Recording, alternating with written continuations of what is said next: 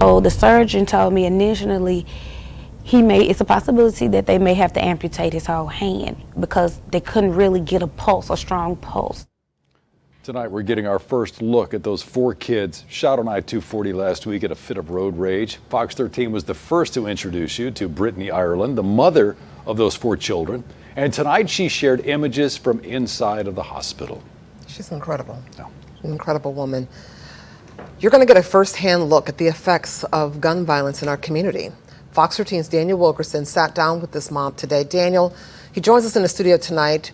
We know that 2 of the children at this point are still in the hospital. Yes, 2 are in the hospital, 2 have been released. But just talking to the mother today, you get a sense of just how quickly any of our lives can forever be changed. Tuesday, June 11th, changed Brittany Ireland's life forever. So the surgeon told me initially it's a possibility that they may have to amputate his whole hand because they couldn't really get a strong pulse. Her 4 children, along with 3 of the children's father, were shot. Police say it happened on I-240 just before the Poplar exit.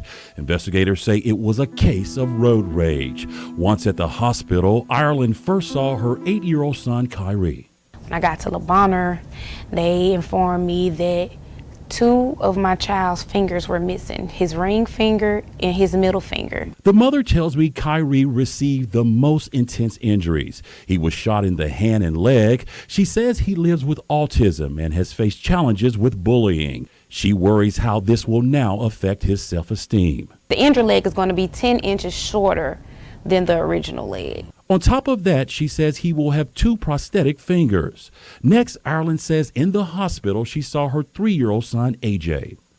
When I saw AJ, I was devastated because he's so little. AJ was shot in the arm and elbow. But he just stared at me as if he didn't know me. She says he was heavily sedated. So by him getting shot in the elbow, he has rods and screws. Ireland says AJ will need intense physical therapy. Next, Ireland says she saw her 3-year-old daughter, Zuri. She was grazed 5 times, so 3 times in the back, and I mean, she got little splatters, but she got grazed on each arm, on the back of each arm. Okay, and that shows that this is Zuri's arm. Yes, that's her arm. And then those are her back, so it's actually healing. Okay. Lastly, she saw her 3-year-old son, Ace. This is his father, who was also shot. who was also shot. Yes. Ace was shot 4 times in the stomach. He actually had the bullet stuck in his intestines.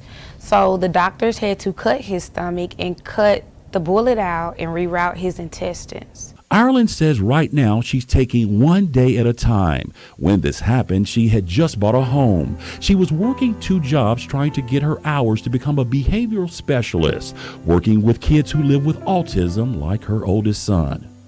You have to have supervision hours, so that was a major setback. I was almost done. I would have been done in December. As for how she will proceed from here, you can't change things. I mean, everything happens for a reason. Just grateful that they're here. You just to think all of that for a case of road rage.